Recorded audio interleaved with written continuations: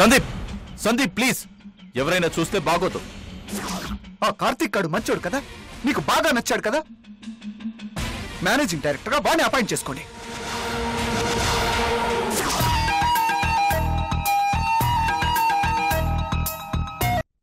ఆ మాట నిలబెట్టుకుంటానని మాటిచ్చానా? అది కదా ఇంపార్టెంట్. అయినా ప్రతి చిన్న విషయానికి డిస్టర్బ్ అయిపోతూ నన్ను బ్లేమ్ చేస్తావేంటి? అబ్బో, చాలానే ఉందే వ్యవహారం. మీరు బాధపడుతున్నారు అన్న ఒక్క కారణం వల్ల నేను తిరిగి వచ్చి మనోహర్ గారి దగ్గర జాబ్లో జాయిన్ అయ్యాను. అంతే తప్ప వేరే ఉద్దేశంతో కాదు. ఆఫ్ కోర్స్, కాదని ఎవరన్నారు? అందుకు థ్యాంక్స్ కూడా చెప్పాను కదా, మర్చిపోయారా? మరి ఎందుకిలా నా వెంట పడుతున్నారు? Too much. మీరే నా ముందు పడుతున్నారు. కావాలంటే ఎవరైనా పిలిచి అడుగుదామా?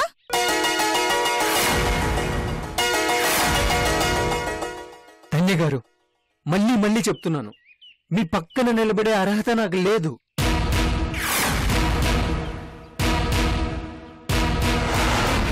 గాలికి పెరిగాను, నేను అనాథని.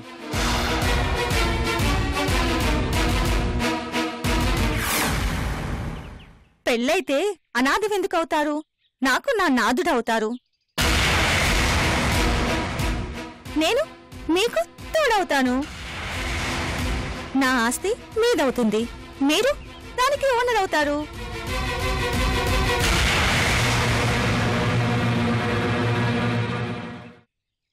అప్పనంగా వచ్చే ఆస్తుల మీద నాకు ఆశలు లేవు. కష్టపడి సంపాదించుకుంటాను, ఉన్నదాంతోనే కడుపు నింపుకుంటాను. గుడ్. వీడెవడో గాని బుద్ధిమంతుల్లో ఉన్నాడే. నా మంచితనాన్ని నమ్మి, నా సిన్సియరిటీని నమ్మి మనోహర్ గారు నాకు పిఏగా జాబ్ ఇచ్చారు. ఆ మంచితనాన్ని నిలబెట్టుకోవడం నా ధర్మం, అదే నా గౌరవం. సిల్లి, సత్యకాలపు సత్య ఎలా ఉన్నాడే?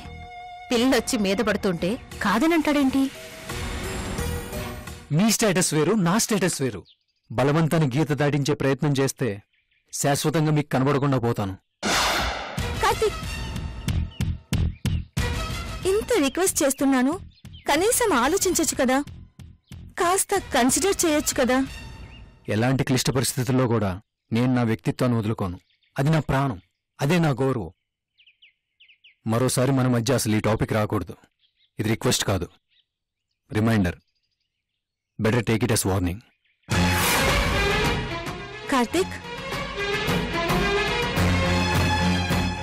మిమ్మల్ని హర్ట్ చేయాలని కాదు, బాధ పెట్టాలని కాదు, ఆ తర్వాత మనం బాధపడకూడదు అని. దయచేసి మీ రూట్లోకి మీరు వెళ్ళండి ప్లీజ్.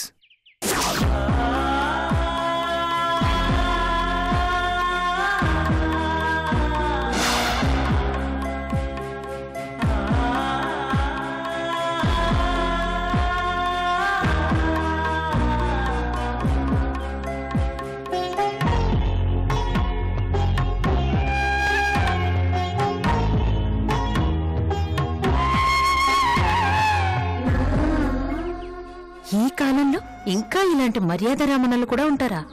గ్రేట్.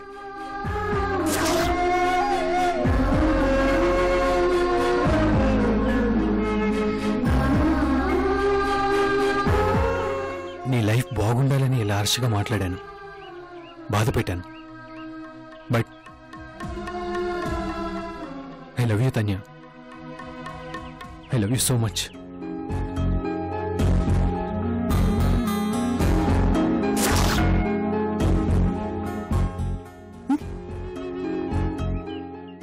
వామ్మో, ఈ చిన్ని కథలో ఎన్ని ట్విస్ట్లా! తన్య, దొరికావు. తన్య దొరకడం కాదు, నాకు కావలసిన లక్షణాలున్న అనాథ కుర్రాడు కార్తీక్ రూపంలో కనిపించాడు. Yes, he's the right choice. నా ప్లాన్ని ముందుండి నడపడానికి కార్తీకే correct choice. Come on Mrinalini, start the action. Karthik ని కంట్రోల్లోకి తెచ్చుకో, గ్రిప్లో పెట్టుకో. Don't waste time.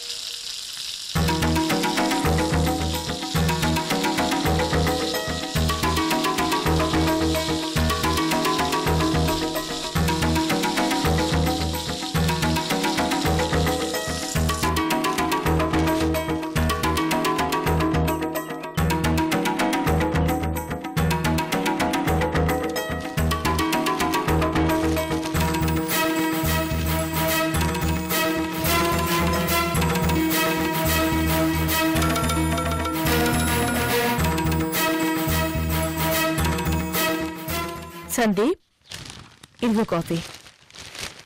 అదేంటమ్మా నువ్వు తీసుకొచ్చావు? రూపా ప్రియాంకలు లేరా? ఏ, నేను తీసుకురాకూడదా? అలా అని కాదు. ఏ తల్లైనా ముందు బిడ్డల విషయం చూసుకున్నాకే భర్త గురించి ఆలోచిస్తుంది.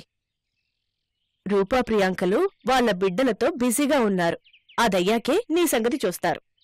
అందుకే నా బిడ్డ సంగతి నేను చూసుకుంటున్నాను.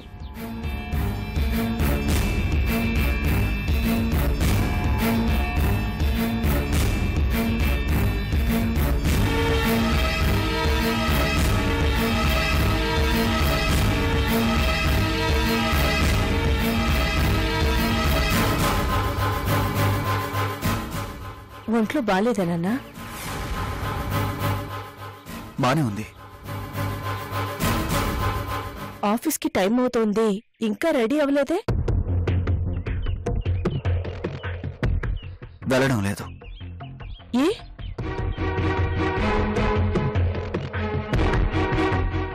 వెళ్ళాలనిపించడం లేదు. కారణం తెలుసుకోవచ్చా?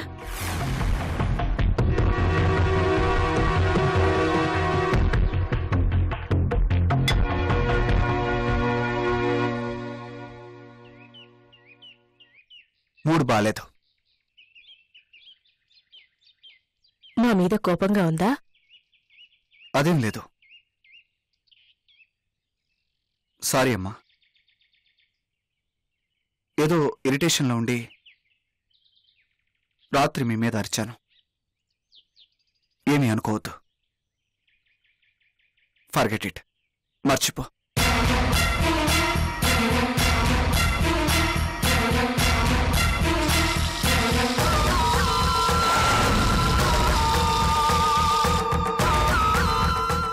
నేనప్పుడే మర్చిపోయాను. నువ్వే ఇంకా గుర్తుపెట్టుకున్నావు, ఇంకా దాని గురించే ఆలోచిస్తున్నావు.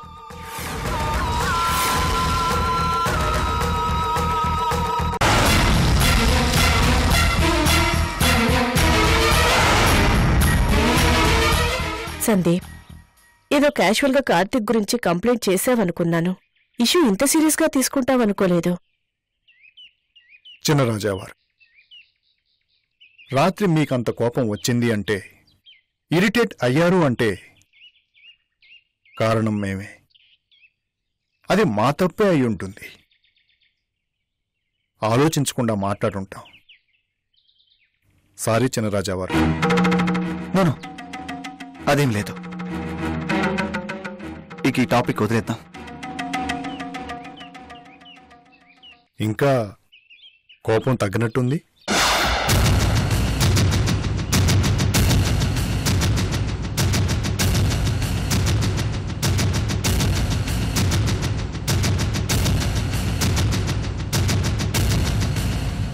చిన్నరాజావారు, హవేలీ వదిలి ఇక్కడికొచ్చాక ప్రశాంతంగా ఉంటున్నామని ఇన్ని రోజులు సంతోషపడుతున్నా, రాత్రి జరిగిన డిస్కషన్ మన మధ్య దూరం పెంచుతుందేమోనని భయంగా ఉంది. రాజావారు, రాజేశ్వరీదేవి గారు, మనసులోని మాటని పైకి చెబుతున్నాం. మనం కార్తీక్ గారిని సపోర్ట్ చేశామని చిన్నరాజా వారికి ఇంకా కోపంగానే ఉంది. ఏదో మన మీద గౌరవంతో ఒక మెట్టు దిగొచ్చి సారీ చెప్పారు. గొడవ పెంచుకోకూడదు అనుకుంటున్నారు. అంతే కదూ చిన్నరాజావారు?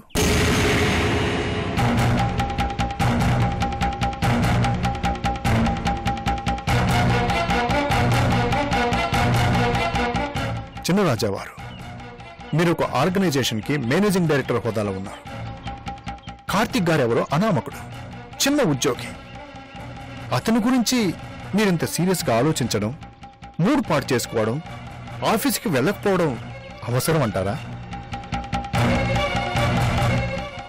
ఒక మేనేజింగ్ డైరెక్టర్గా నాకు ఇవ్వాల్సిన విలువ కన్నా, నా మాటలకు ఇవ్వాల్సిన విలువ కన్నా పర్సనల్ సెక్రటరీ గారికి ఎక్కువ ఇంపార్టెన్స్ ఇస్తుంటే నాకు బాధగా అనిపించింది.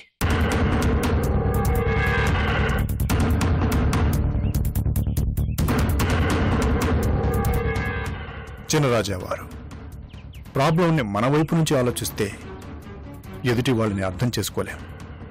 అలా అని మీరు తప్పుగా ఆలోచిస్తున్నారు అని అంటం లేదు.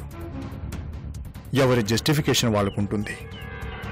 అతిగా ఆలోచిస్తే చిన్న ప్రాబ్లం కూడా భూతంలా కనిపిస్తుంది. కార్తీక్ గారి విషయం మేం డీల్ చేస్తాం. మాకు వదిలిపెట్టండి. Be normal, be cool. ఏమీ జరగలేదని అనుకోండి.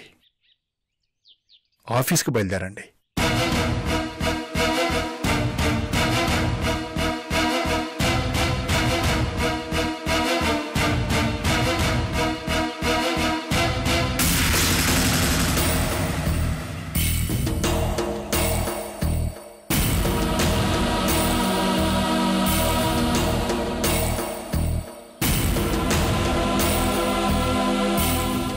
మా మీద నమ్మకం కలగడం లేదా?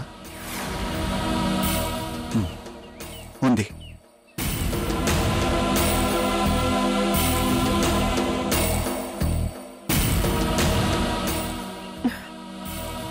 రాజావారు, ఏం చేద్దామని?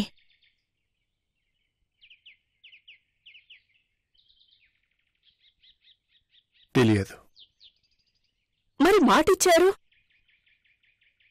సందీప్ గారి మూడు మారితే గాని మన దారిలోకి రారు.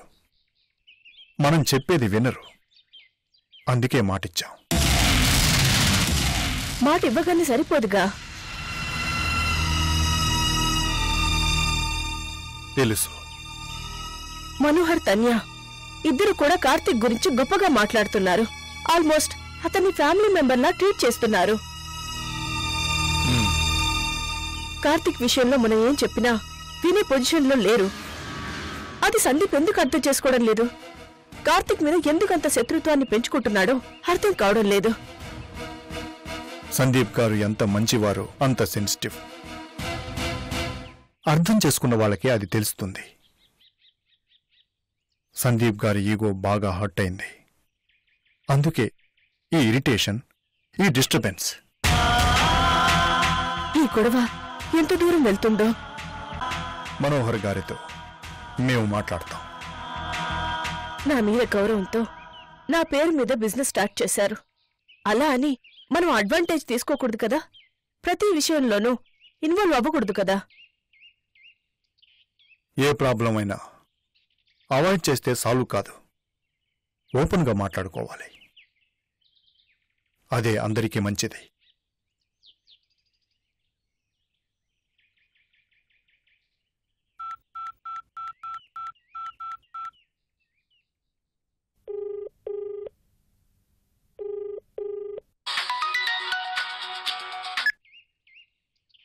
హలో, నమస్తే రాజావారు, బాగున్నారా? మేం బాగానే ఉన్నాం. మీరెలా ఉన్నారు? Fine, thank you. రేపు మీ ప్రోగ్రాం ఏంటి?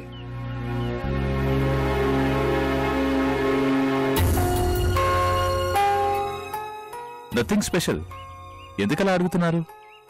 ఏం లేదు, మీతో సరదాగా కలిసి రేపు లంచ్ చేద్దామని.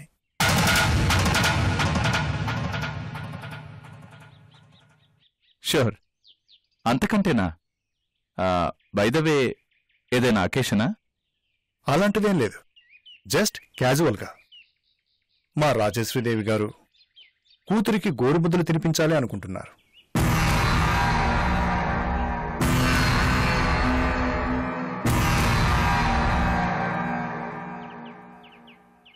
అవునా? తనే కూడా వాళ్ళమ్మ గురించి దిగులు పెట్టుకుంది. మరింకే, రేపు తల్లి కూతుళ్ళ ఇద్దరి దిగులు తీరిపోతుంది. తన్నిగారు కూడా చెప్పండి.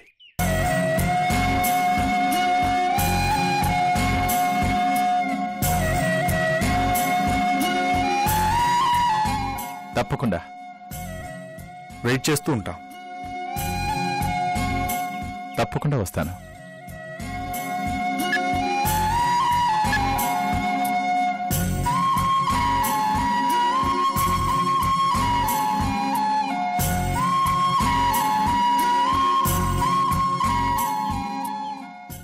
రాజావారు, ప్లాన్ ఏంటి? కార్తీక్ గారి విషయం పర్సనల్గా రేపు వాళ్ళతో డిస్కస్ చేద్దాం. Once for all issue settle అయిపోవాలి. అవుతుందంటారా? ప్రయత్నిస్తే కానిదంటూ ఏదీ లేదు.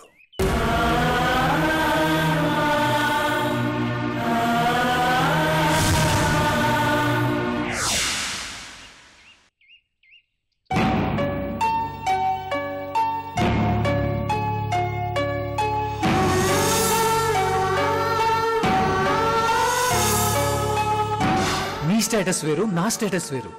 బలవంతాన్ని గీత దాటించే ప్రయత్నం చేస్తే శాశ్వతంగా మీకు కనబడకుండా పోతాను.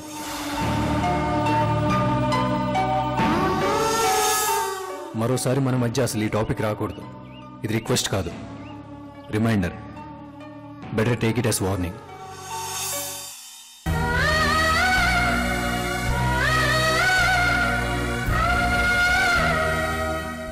కార్తీక్, నిన్ను మర్చిపోలేను, వదులుకోలేను. I love you Karthik. I want you as my life partner. నీ తోడు నాకు కావాలి, కావాలి.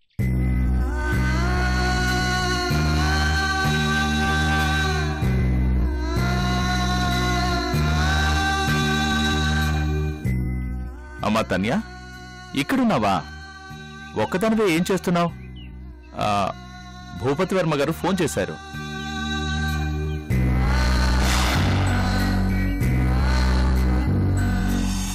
అమ్మా, అమ్మా తన్య, ఏమైందమ్మా? ఎందుకు ఏడుస్తున్నావు? ఎవరేమన్నారు? అమ్మా తన్య, ప్లీజ్ ఏడవకు. నీ కన్నీళ్లు చూడలేను, తట్టుకోలేను. నాకిక మిగిలింది కన్నీలే డాడ్. అలా అనకమ్మా. ఈ డాడుండగా నువ్వు కన్నీళ్లు పెట్టుకోకూడదు. ఆ అవసరం నీకు రానివ్వరు. జరిగిందేంటో చెప్పమ్మా. నా ప్రాబ్లం సాల్వ్ చేస్తా అంటేనే చెప్తాను. నేను కోరుకుంది ఇస్తాను అంటేనే చెప్తాను. నేను బ్రతుకుతుందే అందుకమ్మా. నువ్వు అడిగింది ఎప్పుడైనా కాదన్నానా? లేదన్నానా? ఈ డాడీ మీద నమ్మకం లేదా? నా అదృష్టం మీద నాకు నమ్మకం లేదు. నా కన్న తల్లిని దేవుడు తీసుకువెళ్ళిపోయాడు. పెంచిన తల్లి దూరం అయ్యింది. అయినా రాజీ పడ్డాను. జీవితం అంటే ఇంతే అనుకున్నాను. ఇలాగే బతకాలి అనుకున్నాను. కానీ లోపల చిన్న ఆశ ఉండేది. మిగిలిన లైఫ్లోనైనా నాకు ఎదురు దెబ్బలు తగలవు, అంతా నేను కోరుకున్నట్లే జరుగుతుంది అని. ఇప్పుడు ఏమైందమ్మా? ఏం కష్టం వచ్చింది? నువ్వు కోరుకుంది ఏం జరగలేదు.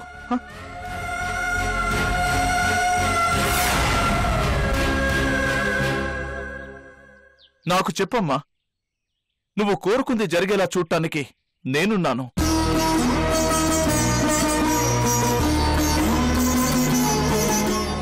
నాకు అనుమానంగా ఉంది డాడ్. నువ్వు కూడా ఏం చెయ్యలేవేమో. మాటిస్తున్నానమ్మా. నువ్వు ఏం కోరుకున్నా జరిగేలా నేను చూసుకుంటాను. అది నా బాధ్యత. సరేనా? మాటిచ్చాను కదమ్మా. చాలదా? చాలు డాడ్, నీ మాట చాలు. మరి చెప్పమ్మా, ఈ డాడీ ఏం చేయాలో ఆర్డర్ వే. కార్తీక్తో నా పెళ్లి జరిపించాలి.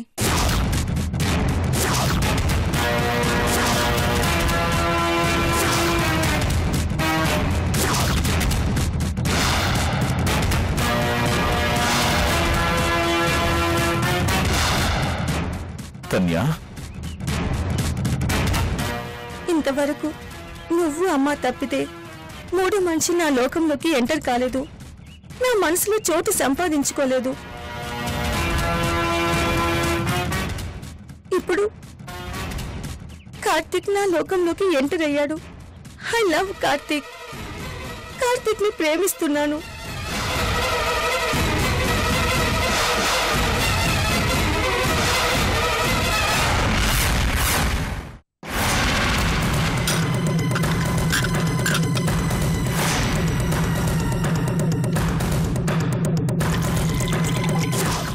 ఆ కార్తీక్ నో కంట కనిపెడుతూ ఉండు.